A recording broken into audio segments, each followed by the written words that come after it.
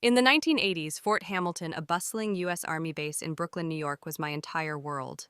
Nestled along the Narrows, the base was a fortress of discipline where olive drab uniforms and the rhythmic cadence of morning drills shaped daily life. As the daughter of Colonel Richard Harper, a respected officer, I was the darling of the base, a little princess adored by neighbors and soldiers alike. The military compound was a tight-knit community, its social hierarchy as rigid as the chain of command. Officers' families held sway, their actions scrutinized under the unwritten code of honor that governed us all. Gossip traveled faster than a Humvee, and any misstep could stain a family's reputation for years. Growing up, I learned to navigate this world gracefully, my smile a shield against the whispers that followed my father's rank. But my heart, young and reckless, belonged to Derek Collins, the base's notorious playboy. With his tousled blonde hair, piercing blue eyes, and a grin that could charm the stripes off a sergeant, Derek was the crown prince of Brooklyn's social scene. His father, a retired general turned local businessman, gave him an air of untouchable privilege. Derek thrived on attention, slipping in and out of romances like a soldier dodging curfew checks. I was 16 when I first saw him leaning against the base's rec center, laughing with a group of admirers. My heart stuttered, and from that moment I was lost.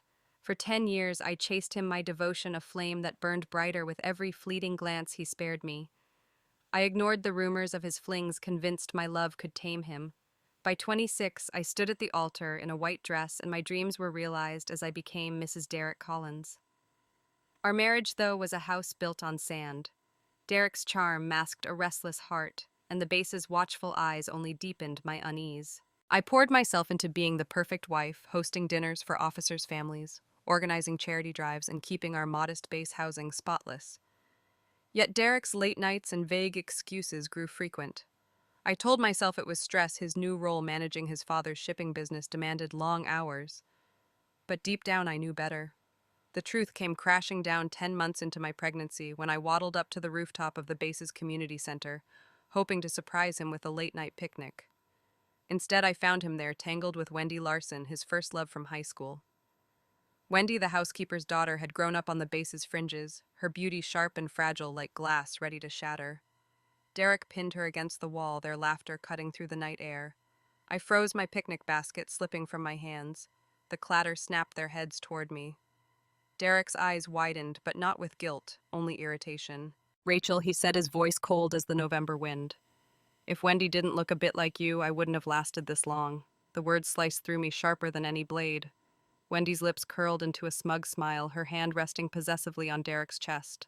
My vision blurred with tears, my swollen belly a cruel reminder of the life we'd created. I turned to flee, my foot catching on a loose tile. The world tilted, and I fell tumbling down the concrete steps. Pain seared through me, then darkness. That fall stole my life and my unborn child's, leaving nothing but regret and a love that had consumed me. As I tell this story, I can't help but think of the community we're building here, sharing tales of heartbreak and triumph. If this resonates with you, hit that like button to show some love, drop a comment to share your thoughts, and subscribe to join our journey through more stories like mine. Your support keeps this channel alive, just like Fort Hamilton kept us tethered to its rules and dreams. I was no longer on that cold rooftop when my eyes fluttered open. I lay in my old bedroom on Fort Hamilton, the familiar scent of lavender from my mother's diffuser filling the air. The calendar on the wall read October 1985, and my body felt light, unburdened. My hands flew to my stomach flat, but with a faint ache that confirmed the truth. I was 1 month pregnant when I first learned of the life inside me. The realization hit like a shockwave. I was reborn, thrust back into a life I'd already lost. My heart raced as memories flooded in Derek's betrayal. Wendy's smirk, the fall that ended everything. I sat on the edge of my bed, hands trembling, staring at the faded floral wallpaper. The pain of those 10 years clawed at me, every sacrifice, every tear shed for a man who never loved me. I'd been a fool blinded by devotion, but this time I had a chance to rewrite my fate. I closed my eyes, forcing myself to breathe. What did it mean to live again? Fear gnawed at me, the fear of repeating the same mistakes, of falling back into Derek's orbit. But beneath it, a spark of determination flickered. I wouldn't let this second chance slip away. I'd loved Derek with everything I had, and it destroyed me. Now I'd choose myself. I'd build a life free from his shadow, one where I could stand tall in Fort Hamilton's unforgiving spotlight. The base's strict code meant every decision carried weight. Divorce wasn't just personal. It required approval from the base commander, a public ordeal that could tarnish my family's name. But I was ready to face it. I'd walk through the whispers and judgment to reclaim my future. I found Derek downstairs standing by the living room window, chain smoking. The acrid stench filled our small base housing unit, a haze of his discontent. His eyes, bloodshot and distant, flicked to me as I entered. Cigarette butts littered the floor beneath his boots, a testament to his unraveling. I remembered this moment from my past life, how I'd begged for his attention, only to be met with scorn. Not this time. I crossed the room, my steps steady, despite the nausea rising in my throat. "Derek," I said, my voice calm but firm, "we need to talk." He exhaled a plume of smoke, his lips twisting into a familiar smirk. "What now, Rachel?" "Another one of your tantrums." I met his gaze, unflinching. "Let's get a divorce." The words hung in the air, sharp and final. Derek's smirk faltered, replaced by a flicker of disbelief. He took a step closer, his cigarette dangling between his fingers. "You're serious?" he asked, his tone mocking but laced with unease. I nodded, prying his hand from mine when he reached for me. "I'm done, Derek. I mean it." His laughter was harsh, cutting through the smoky air. "You done with me?" "Don't kid yourself, Rachel. You've been chasing me since we were kids. You'll come crawling back." His words stung, but they didn't break me. I'd heard them before in a life that ended in tragedy. This time I'd prove him wrong. The nausea hit harder, a reminder of the pregnancy I carried. I turned away, covering my nose against the smoke, and rushed to the bathroom. As I leaned over the sink, retching, the reality of my situation sank in. I was pregnant with Derek's child, a child I'd lost once before. The thought of raising it in a home filled with his betrayal was unbearable. I wiped my mouth with a towel, my resolve hardening. I'd end this pregnancy not out of spite, but to protect myself from a future tied to him. When I returned, Derek was still by the window, his cigarette glowing faintly. He glanced at me, his eyes narrowing with disdain. "What's this Rachel playing weak to get my attention?" "You're not Wendy. That fragile act doesn't suit you." His mention of Wendy Larson sent a chill through me. She was the base's housekeeper's daughter, always hovering on the edges of our lives, her delicate beauty, a weapon she wielded with precision. I'd spent years comparing myself to her, convinced I'd never measure up. But now I saw her for what she was, a shadow I'd let haunt me. "I'm not playing anything," I said, my voice steady, despite the sting in my eyes. "Meet me at the Civil Affairs office tomorrow morning. We're done." Derek's expression darkened, and he grabbed my wrist, yanking me toward the window. The glass rattled as my shoulder hit it, pain shooting through my spine. "You're just trying to pin something on Wendy," he snarled. "Stop pretending, Rachel. I see right through you." I wrenched my arm free, my heart pounding but my resolve unshaken. "You don't see me at all, Derek," I said, my voice cold. "You never have." I turned and walked out, leaving him with his cigarettes and his delusions. The base's quiet street stretched before me, the sodium glow of streetlights casting long shadows. I was stepping into the unknown, but for the first time I felt free. This wasn't just about leaving Derek, it was about reclaiming the life I'd lost, one choice at a time. The morning after I demanded a divorce, Fort Hamilton woke to its usual rhythm, reveille echoing across the base, soldiers jogging in formation, and the faint hum of military life. But inside our cramped base housing unit, the air was thick with tension, heavy with the stench of Derek's cigarettes. I stood in the living room, my heart pounding, but my resolve unshaken. Fort Hamilton's social code was unforgiving. Divorce was rare, and for an officer's daughter like me, it was a public spectacle that could tarnish my family's reputation. The base commander's approval was required, which meant submitting to scrutiny and whispers. Yet I was ready to face it. I'd lived through this pain of Derek's betrayal once before, and I wouldn't let it chain me again. Derek leaned against the window, his blonde hair disheveled, his blue eyes narrowed with disdain. He flicked ash from his cigarette, the ember glowing faintly in the dawn. "So, Rachel," he said, his voice dripping with mockery, "you're really going through with this divorce nonsense? You think you can walk away from me?" I took a deep breath, the nausea from my pregnancy swirling in my gut. "I'm not thinking, Derek. I'm doing it. Meet me at the Civil Affairs office at 9. His laughter was sharp, cutting through the smoky haze. "You're pathetic, Rachel. Trying to play the victim to get my attention. It's not like you can pull off Wendy's charm." Wendy Larson's name hit me like a slap. She was the base's housekeeper's daughter, always lingering in the shadows of our lives, her delicate features and soft voice starkly contrasting my strength. I'd spent years measuring myself against her in my past life, convinced I'd never be enough. Now I saw her for what she was, a manipulator who'd exploited Derek's weakness. I stepped closer, my voice steady despite the sting of his words. I don't need to be like Wendy. I'm done trying to be what you want. Derek's eyes flashed with anger, and he grabbed my wrist, yanking me toward the window. The glass rattled as my shoulder slammed against it, pain shooting through my spine like a lightning bolt. "Stop pretending, Rachel," he snarled, his grip tightening. "This is all about Wendy. You're trying to pin some homewrecker label on her to make yourself look better." The accusation stung, but it didn't shake me. I'd heard it all before in my past life when I'd begged for his love only to be met with cruelty. This time, I was different. I wrenched my arm free, my nails digging into his hand. "You don't get to tell me what I'm doing, Derek. You never saw me, not then, not now. I'm done with you." His face twisted, a mix of disbelief and rage. He exhaled a thick plume of smoke directly into my face, making me cough violently, my eyes stinging with tears. I doubled over, clutching my chest, but I refused to let him see me break. The base's rigid expectations loomed over me. Officers' wives were supposed to endure to maintain the facade of a perfect family. But I wasn't that Rachel anymore. I straightened, wiping my eyes with the back of my hand. "You think this hurts me?" I said, my voice low but firm. "This is nothing compared to what you did in my last life. You betrayed me, Derek, while I carried your child. I died because of you." His eyes widened, a flicker of confusion crossing his face, but I didn't elaborate. He didn't deserve to know about my rebirth, not yet.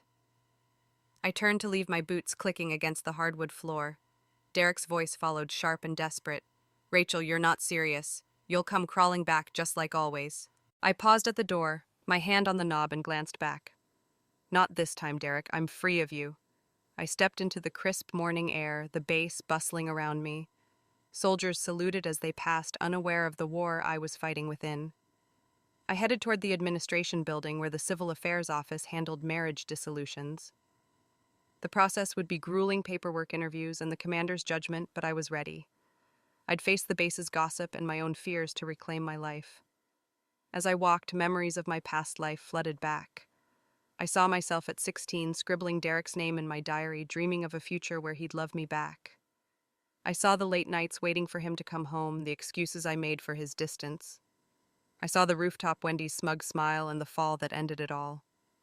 Each memory was a weight and a reminder of why I was doing this. I'd loved Derek with every fiber of my being, and it had destroyed me. Now I'd choose myself.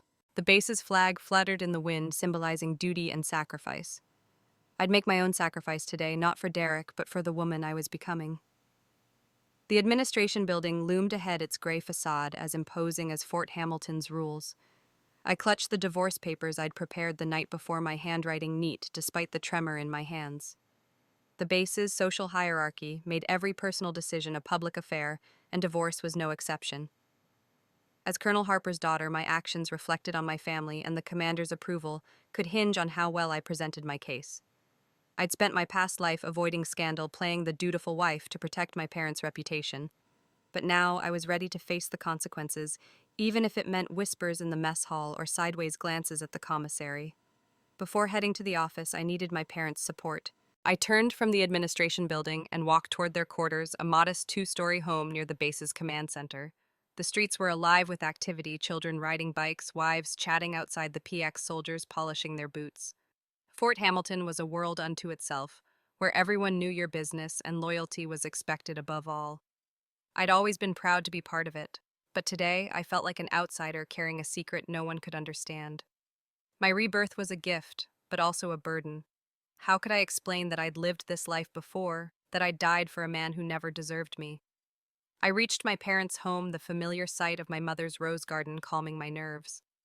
I knocked, and my mother, Ellen Harper, opened the door, her warm brown eyes widening at my pale face. "Rachel, sweetheart, what's wrong?" she asked, pulling me inside. My father, Richard, sat at the kitchen table, his uniform crisp despite the early hour. I dropped to my knees before them, the words spilling out before I could stop them. "Mom, Dad, I'm divorcing Derek and I'm terminating the pregnancy. Please support me." The room fell silent, the only sound the ticking of the grandfather clock. My parents exchanged a glance, shock etched into their faces. Ellen knelt beside me, her hands gentle on my shoulders. Rachel, what happened? Did he hurt you? Her voice trembled with worry, a mother's instinct kicking in. I took a shaky breath, the weight of my past life pressing against me. He's been cheating with Wendy Larson, I said, my voice steady despite the tears threatening to fall. I caught them together in my last life and it destroyed me. I won't let it happen again. My father's brow furrowed, his military training keeping his emotions in check. Your last life?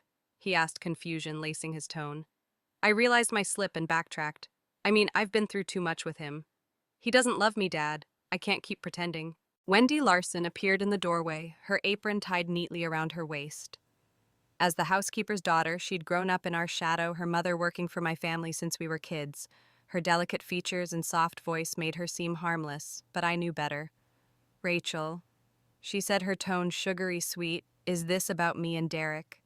There's nothing between us, I swear. Don't let your imagination ruin your marriage. Her words were a calculated jab, painting me as the jealous wife. I ignored her, focusing on my parents. I'm not imagining anything, I said. I've seen enough. I'm done wasting my life on him. My mother pulled me to the sofa, her arm around me. Sweetheart, tell us everything, she urged.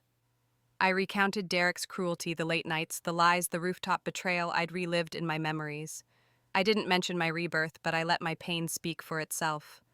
My father's jaw tightened, his hands clenching into fists. If he's hurt you, I'll have him answer for it, he said, his voice low and dangerous. I shook my head. No, Dad. I need to be free. Please support me. They exchanged another glance, then nodded. Ellen's eyes filled with tears, but she squeezed my hand. We're with you, Rachel. Whatever you need. Wendy lingered, her expression shifting from innocence to unease. Rachel, you're making a mistake, she said, stepping closer. Derek's just been kind to me. Don't throw away your family over a misunderstanding. Her words were a knife twisting the narrative to make me the villain. I stood, my resolve hardening. This isn't about you, Wendy. It's about me choosing myself. I turned to my parents. I'm submitting the divorce papers today. I'll face the commander and the base's judgment. I need you to stand by me. My father rose, his presence commanding. You're a Harper, Rachel. You don't need anyone's permission to do what's right. We'll handle the rest. I left their home, my heart lighter, despite the road ahead. The base's flagpole stood tall in the distance, a reminder of the duty I'd once felt to Derek. Now my duty was to myself. I headed toward the administration building, ready to face the commander and the base's scrutiny. In my past life, I'd let Derek's betrayal define me. This time, I'd define my future, no matter what Fort Hamilton's gossip mill had to say. The sun hung low over Fort Hamilton, casting long shadows across the base's manicured lawns and orderly rows of housing units. The military community buzzed with its usual rhythm, soldiers drilling in the distance, wives exchanging pleasantries outside the commissary, and the ever-present hum of discipline that defined life here. But gossip spread like wildfire beneath the surface, and my decision to divorce Derek Collins was the spark. As an officer's daughter, I knew every move I made was scrutinized. Fort Hamilton's social code demanded loyalty and appearances, and a divorce, especially from a man like Derek, whose father's influence loomed large, was a scandal that could ripple through the ranks. Yet I walked with my head high, the weight of my past life's tragedy fueling my resolve. I stood in my parents' kitchen, the divorce papers freshly submitted to the base's civil affairs office. The process was daunting. The base commander's approval was no mere formality. It required interviews, statements, and a public reckoning of my reasons, all under the watchful eyes of a community quick to judge. My mother Ellen brewed coffee, her hands steady but her eyes worried. Rachel, are you sure about this? She asked softly. I nodded, clutching the mug she handed me. I've never been surer, Mom. Derek's betrayal ended my life once. I won't let it happen again. My father Richard stood by the window, his colonel's insignia gleaming on his uniform. You're a Harper, he said. You don't need his name to stand tall. We'll face the commander together. Before I could respond, Wendy Larson slipped into the kitchen, her apron tied neatly, her delicate features arranged in a mask of concern. As the housekeeper's daughter, she'd grown up in our home's shadow, her mother Clara, a fixture in our lives. Wendy's beauty was sharp, and her fragility was a carefully crafted illusion. Rachel said, her voice sweet as honey. I heard about the divorce. Is this because of me? Derek's just been kind to me, nothing more. Her words were a calculated jab meant to paint me as irrational. I met her gaze, my heart steady despite the anger simmering beneath. This isn't about you, Wendy. It's about me choosing a life without lies. She stepped closer, pulling a small package from her apron pocket. Inside were gifts from Derek, a silver necklace from Tiffany's, a box of imported chocolates, and a silk scarf from Bloomingdale's. He gave me these, she said, her eyes gleaming with false innocence. If they upset you, I'll return them. I don't want to cause trouble. The room went still. My mother's lips tightened and my father's hand clenched into a fist. Wendy's display was no accident. It was a power play, a way to flaunt Derek's affection and cast me as the jealous wife. I'd crumbled under such tactics in my past life, but not now. I grabbed the gifts and hurled them to the floor. The chocolates spilled, the scarf crumpled, and the necklace skittered across the tiles. Keep your garbage, I said, my voice cold. I don't need trinkets to know what Derek's been doing behind me. Wendy flinched, her facade cracking for a moment, but she quickly recovered, her eyes welling with crocodile tears. Rachel, you're being unfair, she whispered. I'm not trying to hurt you. Before I could respond, Derek burst through the door, his face flushed with anger. Wendy's theatrics had clearly summoned him.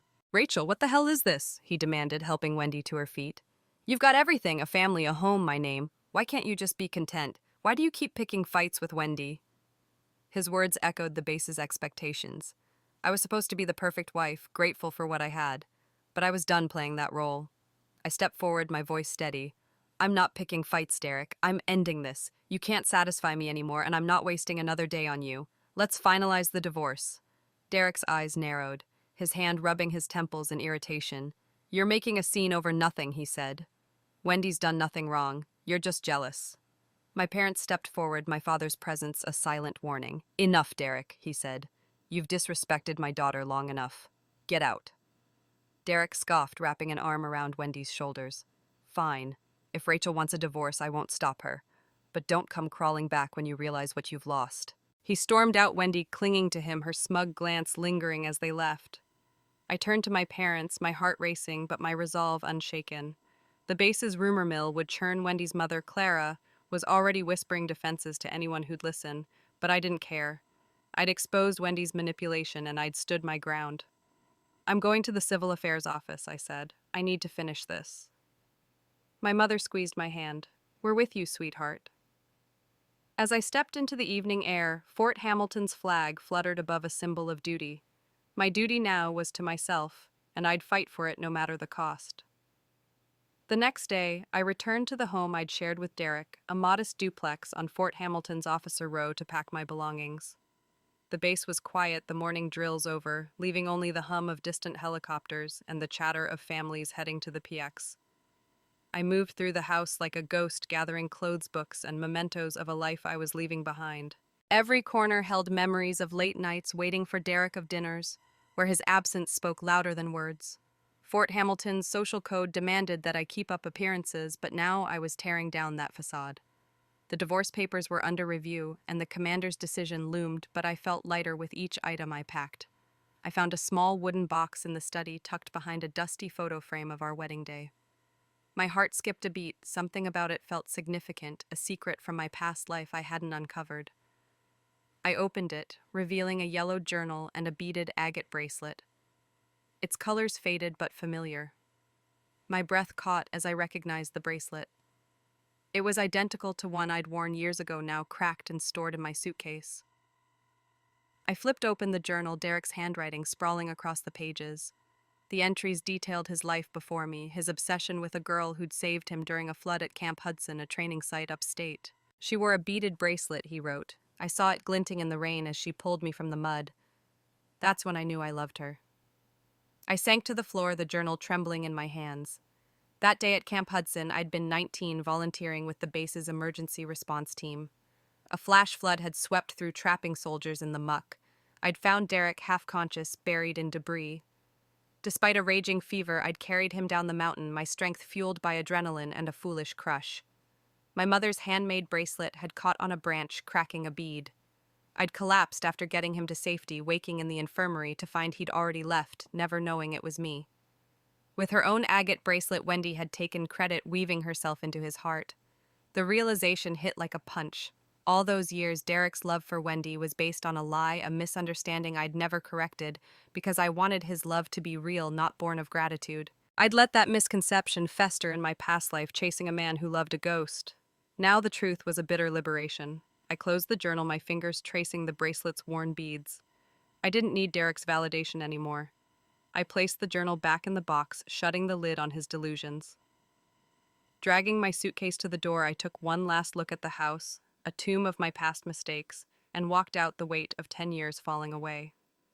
I headed to the hospital on base, my appointment to terminate the pregnancy scheduled for that afternoon. The decision wasn't easy, but it was mine. Raising a child tied to Derek in a community where scandal clung like damp air was a future I refused to repeat. At the hospital, I found myself helping a young man in the waiting room, his face pale with worry. "My dad's having a brain hemorrhage," he said, fumbling with paperwork. I guided him through the forms, my nerves steadied by his gratitude. "You're a lifesaver," he said, his dark eyes warm behind black-rimmed glasses. "I'm Ethan Sullivan, new tech specialist here." I smiled, shaking his hand. "Rachel Harper, good luck with your dad." As I walked to the operating room, Ethan called after me. "Good people are always blessed, Rachel." His sincerity was a balm, a stark contrast to Derek's cruelty. The anesthesia flowed, and I felt a calm certainty as my eyes closed. I was free not just from Derek, but from the life I'd lost. When I woke, the procedure was done, and my heart, though heavy, was unburdened. I called Derek from the hospital, my voice steady. "The baby's gone. Meet me at the civil affairs office to sign the papers." His response was sharp, Wendy's voice faint in the background. "You're crazy, Rachel. You'll regret this." I hung up, the Fort Hamilton skyline visible through the window. I'd never regret choosing myself. The hospital room at Fort Hamilton's medical center was stark, its fluorescent lights casting a sterile glow over the linoleum floor. I lay in the recovery ward, the anesthesia's fog lifting as I stared at the ceiling. The procedure to terminate my pregnancy was complete, and though my heart ached for the life I'd chosen not to bring into this world, a calm certainty settled over me. In my past life, I'd carried Derek's child to term, only to lose everything in a fall, fueled by his betrayal. This time, I'd chosen freedom from a marriage that had chained me from a future shadowed by Fort Hamilton's relentless scrutiny. The base's social code was unforgiving. An officer's daughter ending a pregnancy was scandalous, a topic for hushed whispers at the PX or officers' club. But I was done living for appearances. As I gathered my things, I thought of the young man I'd helped in the waiting room, Ethan Sullivan, a tech specialist new to the base. His earnest gratitude and warm smile had starkly contrasted with Derek's cruelty. Fort Hamilton valued scholars like Ethan, whose MIT degree and technical expertise made him a rising star among the base's engineers. I'd missed my chance at college marrying Derek young to fulfill the role of a dutiful wife. But now, with a second chance at life, I dreamed of reclaiming that path, studying and building a future that was mine alone. I stepped into the hospital corridor, the air heavy with antiseptic and the distant clatter of medical carts. Ethan was still there, pacing near the reception desk, his dark hair slightly tousled, his black-rimmed glasses catching the light. He spotted me and broke into a grin. "Rachel, you're okay," he said, his voice warm with relief. "I was worried when you went in. My dad's stable now, thanks to you helping with those forms." I smiled, my fatigue easing at his kindness. "I'm glad he's okay, Ethan. Just doing what anyone would." He shook his head, insistent. "Not anyone. You were a lifesaver. Good people are always blessed, you know." His silly but sincere words stirred something in me, a spark of hope I hadn't felt in years. We talked briefly, and Ethan shared snippets of his life growing up in Boston, his love for coding, and his recent transfer to Fort Hamilton to work on radar systems. His passion was infectious, and for the first time in this reborn life, I felt a connection that wasn't tainted by pain. "Have you ever thought about going to college?" he asked, noticing my interest. I hesitated, then nodded. I wanted to once. Life got in the way. He grinned, adjusting his glasses. "It's never too late. I could help you study for the entrance exams if you want." The offer was casual, but lit a fire in me, a dream I'd buried long ago. I left the hospital, Ethan's words echoing in my mind. The base stretched before me, its orderly rows of housing and training fields bathed in late afternoon sun. Fort Hamilton was a world of duty where every choice carried weight, but I felt lighter than I had in years. Back at my parents' home, I called Derek to finalize the divorce. Impatient, his voice crackled through the receiver with Wendy's soft murmur in the background. Rachel, you're making a mistake, he snapped. The baby's nearly 3 months along. Come home while I'm still willing to take you back. I took a deep breath, my voice cold and measured. The baby's gone, Derek. I don't care what you and Wendy are doing. Get to the civil affairs office and sign the papers, or I'll ensure the base knows every detail of your affair. Derek laughed, a mocking edge to his tone. Go ahead, threaten me. You're just acting crazy because you're pregnant. I cut him off, my patience gone. The pregnancy's over. Once we're divorced, there's nothing left between us. I hung up, my hands trembling, but my resolve firm. The base's flagpole stood tall outside, symbolizing the life I was leaving behind. Ethan's offer lingered in my thoughts, a beacon of possibility. I'd spent my past life chasing Derek's love, but now I'd chase my dreams. I pulled out a notebook and began jotting down study plans, the first step toward a future I'd build myself.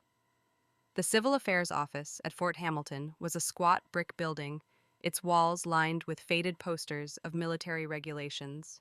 Inside, the air was thick with bureaucracy typewriters, clacking officers, shuffling papers, the weight of the base's authority palpable.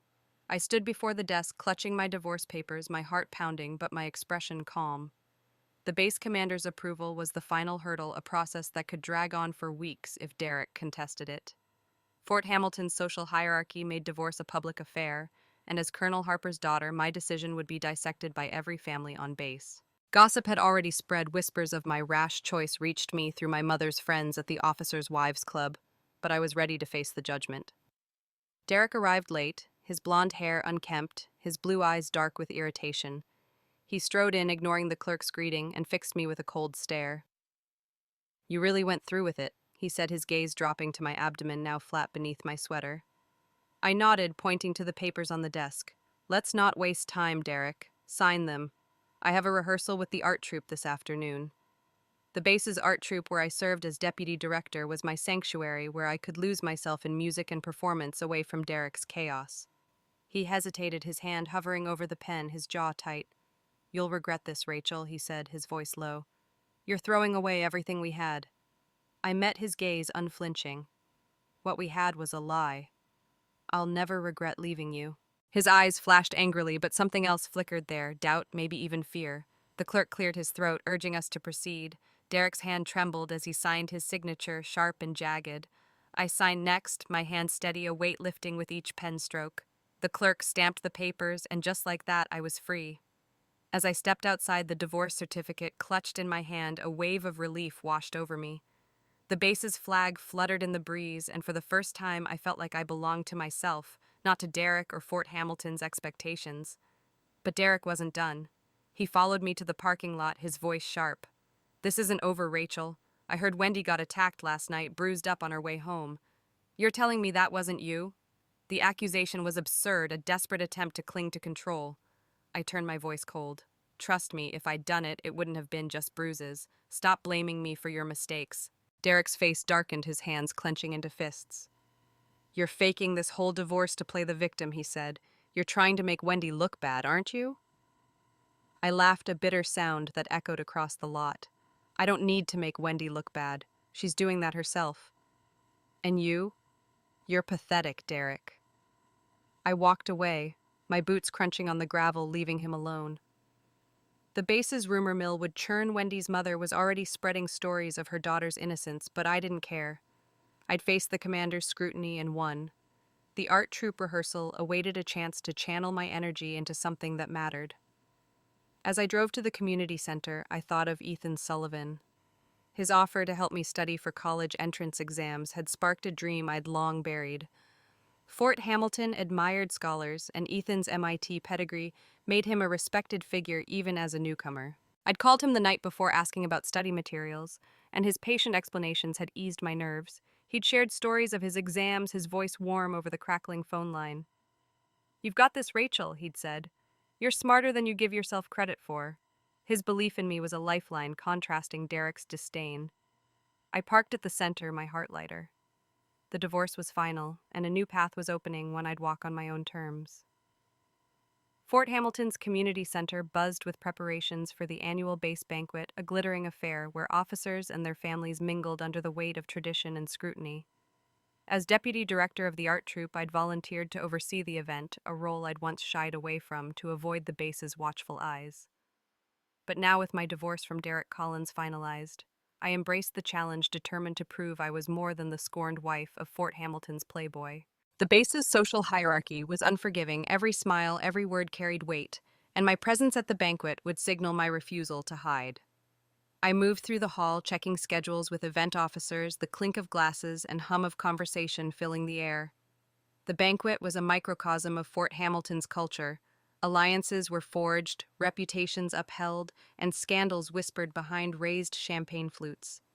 My parents, Colonel Richard and Ellen Harper, were thrilled to see me take charge, hoping the work would keep my mind off Derek. But the base's gossip mill churned relentlessly. Whispers of my divorce and terminated pregnancy followed me, fueled by Wendy Larson's mother Clara, who painted her daughter as an innocent victim of my jealousy. I ignored the rumors, focusing on the stage lights and the art troupe's performance lineup. My dreams of college, reignited by Ethan Sullivan's offer to help me study, gave me purpose. Ethan, the base's new tech specialist, had become a steady presence. Our late-night calls about entrance exams had grown into something more, conversations about his MIT days, my love for literature, and our shared hope for futures beyond Fort Hamilton's confines. His patience and belief in me were a lifeline, starkly contrasting to Derek's disdain. As the banquet began, the hall filled with officers in dress uniforms and wives in elegant gowns. I wore a simple navy dress, my hair swept up, my confidence a shield against the curious stares. My mother approached, her arm looping through mine. "Sweetheart, you look radiant," she said, her voice warm but edged with worry. "If Derek and Wendy show up, let me handle them. Focus on the guests." I nodded, but my resolve was firm. I wouldn't run from them. I continued checking the schedule, directing ushers with a calm authority I hadn't felt in my past life. Then I saw them, Derek and Wendy, entering arm in arm, their presence a calculated display. Derek's tailored suit and Wendy's delicate pink dress drew eyes, their confidence challenging my newfound strength. Wendy approached, her smile saccharine, her voice loud enough for nearby guests to hear. "Rachel, I heard you had the baby removed without Derek's consent," she said, her tone dripping with false sympathy. "His family carried their name for 3 generations. What you did was practically cut off their legacy. No wonder he wanted a divorce." Her words were a dagger meant to humiliate me in front of Fort Hamilton's elite. The crowd hushed, eyes darting between us. In my past life, I'd have crumbled, but not now. I stepped forward, my voice clear and deliberate. "I filed for divorce because you and Derek couldn't keep your affair quiet," I said, locking eyes with her. "As for the baby, I wasn't about to raise a child in shame, tied to a man who betrayed me." "You'd know something about shame, wouldn't you?" Wendy gasps rippled through the crowd. Wendy's face flushed, her composure cracking. Derek strode over, his expression dark. "What the hell are you saying, Rachel?" he snapped. "You've become vile, dragging Wendy into your mess. If you've got a problem, take it up with me." I laughed, a cold, steady sound. "I don't have a problem anymore, Derek. I'm free of you." My mother stepped forward, her hand on my shoulder, but I didn't need her protection. The base's social code demanded discretion, but I'd spoken the truth and it hung like a verdict. Wendy's eyes darted nervously, her victim act faltering under the crowd's scrutiny.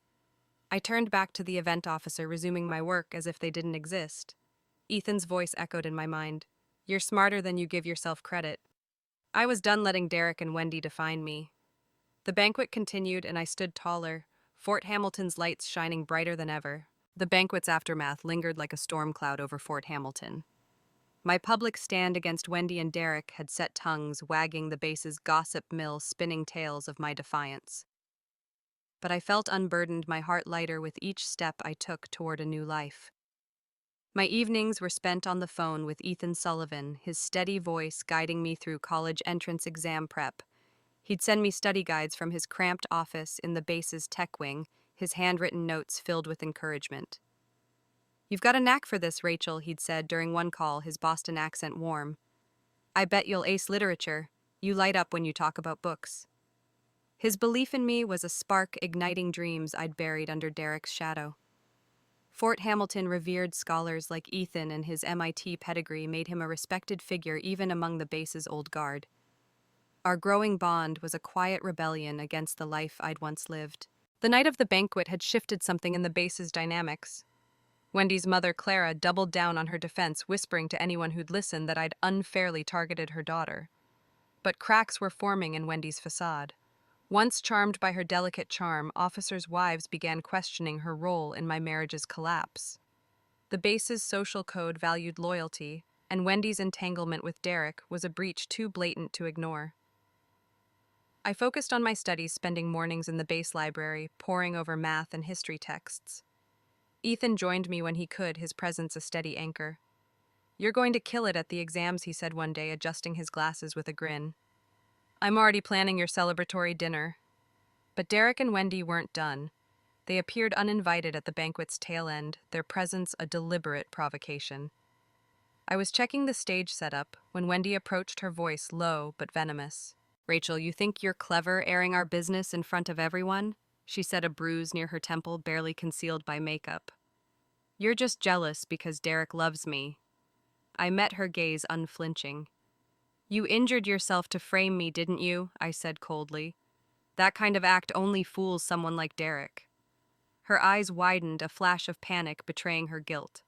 Before she could respond, Derek stormed over, his face ashen with fury.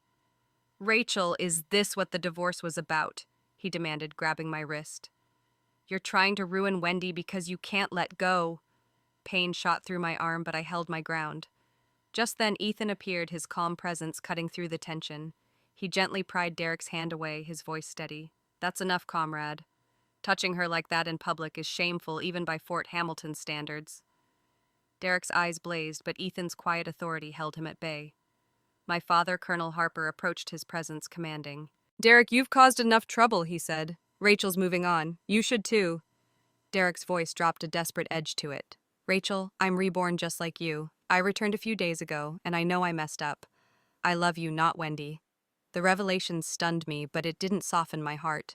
I'd seen through his selfishness in 2 lifetimes. "You love what you can't have, Derek," I said, my voice steady. "You thought I was the one who saved you at Camp Hudson, didn't you? The girl with the agate bracelet?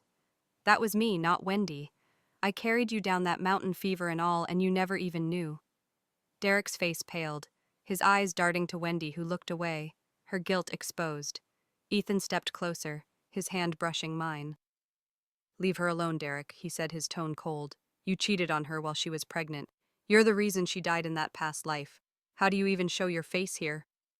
Derek's shock was palpable, his reborn knowledge no match for the truth. I turned away, my heart pounding, but my resolve unshaken. "I told you the truth to show you how blind you are.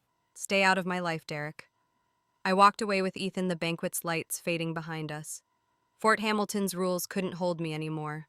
I was rewriting my fate one truth at a time. Fort Hamilton's orderly streets shimmered under the late summer sun, the base alive with the hum of drills and the chatter of families at the PX. But beneath the surface, a storm brewed. My public stand at the banquet had shifted the base's social tide, and Wendy Larson's carefully crafted image was unraveling.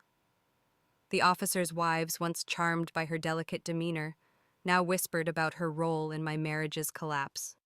Fort Hamilton's social code prized loyalty above all, and Wendy's affair with Derek Collins, exposed in front of the base's elite, was a betrayal too blatant to ignore. Her mother, Clara, the Harper's housekeeper, faced her own reckoning, her whispered defenses falling on deaf ears. The base's rumor mill, once Wendy's ally, had now turned against her, branding her the homewrecker I'd once been accused of being. I focused on my future, burying myself in college entrance exam prep. Ethan Sullivan, the base's tech specialist, was my anchor, his MIT-honed intellect and quiet encouragement guiding me through late-night study sessions. We'd meet in the base library, its shelves lined with dusty tomes and military manuals, where Ethan would quiz me on algebra or discuss Shakespeare with a grin. "You've got a poet's heart, Rachel," he said one evening, his dark eyes warm behind his glasses. "You'll ace these exams and show Fort Hamilton what you're made of." His belief in me was a lifeline, contrasting with the years I'd spent chasing Derek's approval. Ethan's stories of Boston, his coding projects, and his dreams of innovating radar systems painted a picture of a man who saw potential in everything, including me. But Wendy wasn't done. At a family dinner hosted by my parents to celebrate my exam preparations, she barged in, her eyes red with desperation. The dining room filled with relatives and close family friends went silent as she grabbed my sleeve. "Rachel, stop chasing Derek," she cried, her voice trembling but loud enough for all to hear. "You're divorced. Let him go. I can't live without him." Her outburst was a final gambit, an attempt to paint me as the aggressor. I nearly laughed at the irony. I'd been the one pleading in my past life, but now I was free. Before I could respond, Derek appeared, his face gaunt, his blonde hair disheveled. "That's not true, Wendy," he said, his voice heavy. "Rachel hasn't been chasing me. I'm the one who can't let her go. You need to leave." The room froze. Wendy's face crumpled, her sobs echoing as she threw herself at Derek. "You said you loved me," she wailed. "You promised to take care of me forever. I'm pregnant, Derek. You can't abandon me now."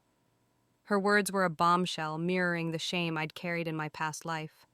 The guests murmured, their eyes darting between us. My father, Colonel Harper, stood, his voice calm but commanding. "This dinner is for the family," he said.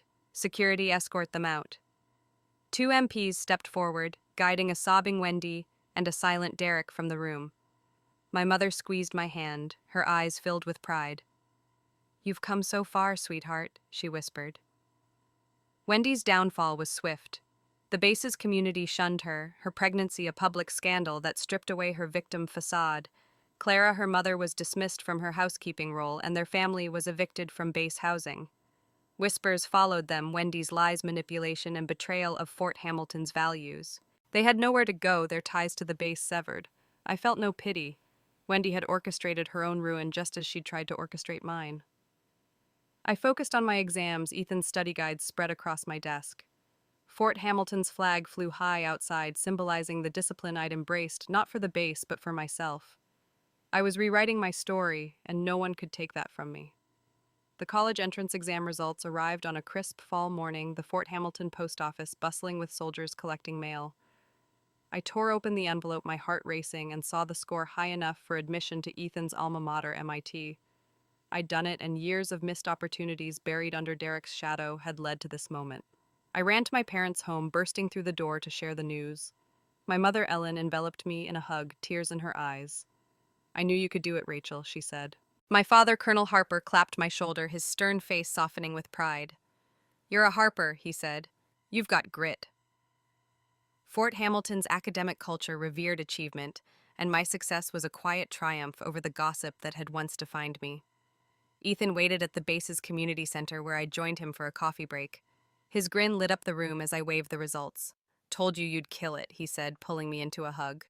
Our bond had grown over months of study sessions, and his patience and humor were a balm to my past wounds.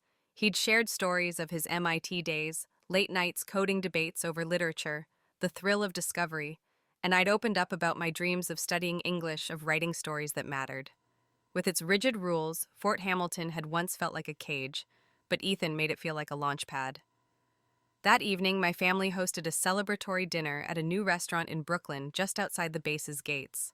The room was filled with laughter, clinking glasses, and the warmth of family, my parents, cousins, and art troupe colleagues who'd become like siblings. I wore a silk scarf Ethan had given me, a limited edition gift from Shenzhen, its intricate pattern a symbol of new beginnings. As dessert was served, Ethan stood, his hand slipping into his pocket. My breath caught as he pulled out a velvet box and dropped to one knee. "Rachel," he said, his voice steady but soft. "I was going to wait until you started school, but I can't. You're my partner, my inspiration. Will you marry me?" Tears blurred my vision, but I nodded, my voice trembling. "I will." The room erupted in cheers, my mother sobbing happily, my father raising a glass. But the moment was interrupted by Wendy's sudden appearance, her face pale, her dress rumpled. "Rachel, please," she begged, clutching my arm. "I'm pregnant. I have nothing. Don't take Derek from me." Before I could respond, Derek stepped forward, his eyes hollow. "I'm not yours, Wendy," he said. "I never was. I love Rachel, and I was too blind to see it." His words were desperate, but they fell flat. I'd seen his selfishness in 2 lifetimes. His love was a fleeting obsession, not a commitment. Security escorted them out, Wendy's sobs fading into the night. Months later, I heard the rumors Wendy, ostracized and homeless, had faced a tragic end. Derek, unhinged by guilt, attacked her in a Brooklyn alley and later died in a gas explosion at our old home. The news stirred no sorrow in me. They'd built their own ruin just as I'd built my redemption. 4 years later, I graduated from MIT. My degree is a testament to my reclaimed life. Ethan and I married in a quiet ceremony on Fort Hamilton's chapel lawn, the base's flag fluttering above us. I overheard whispers about Derek's fate as we made our rounds for the toasts. I smiled, taking Ethan's hand. Honey, let's make the next toast, I said. My rebirth was complete, a life of love, purpose, and freedom forged from the ashes of my past.